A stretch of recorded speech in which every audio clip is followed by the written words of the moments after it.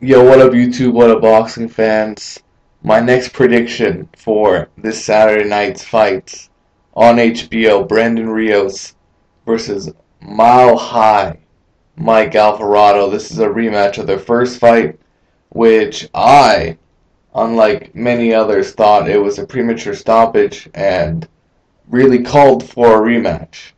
Now here we are, and unfortunately, I find it really difficult to see Mike Alvarado adjusting to Brandon Rios. And we're talking about a Rios that was consistently landing his right hands. Uh, as soon as the fight shifted in his favor, he just could not stop landing that right hand. Um, Alvarado basically let him land it.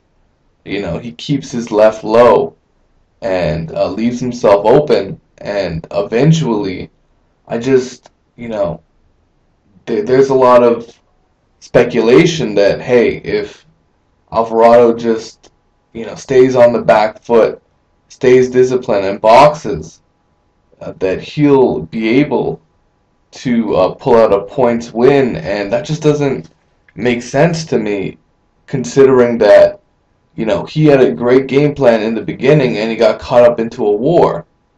Overall, you can't change a fighter. Only a fighter can change himself, and you don't change yourself overnight. You don't change yourself after one training camp. It's a process.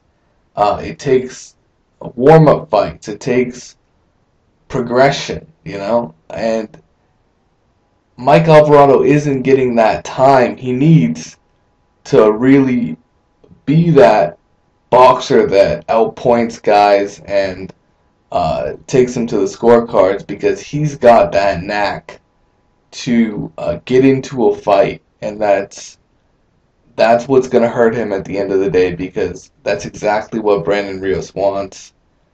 He wants to get into a fight. He wants to get on the inside, and he wants to bam Mike Alvarado with his right hand and left hooks to the body, man. And overall, I see Brandon Rios eventually getting there with the right hand. I think it's too soon for Mike Alvarado to make any significant adjustments. It's going to be a war again.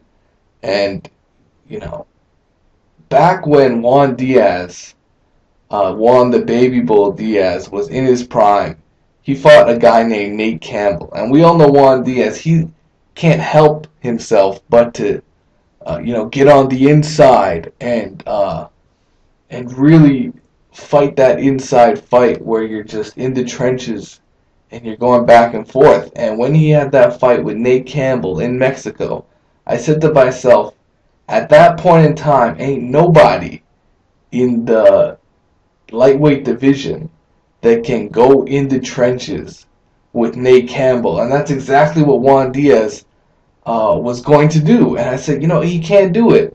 Ain't nobody gonna go in there with Brandon Rios in the trenches and come out a victory. And eventually, I see Mike Alvarado going into the trenches, and that's where he's gonna get himself shot down. I like Brandon Rios in the fight. I think he will eventually stop Mile High Mike once again.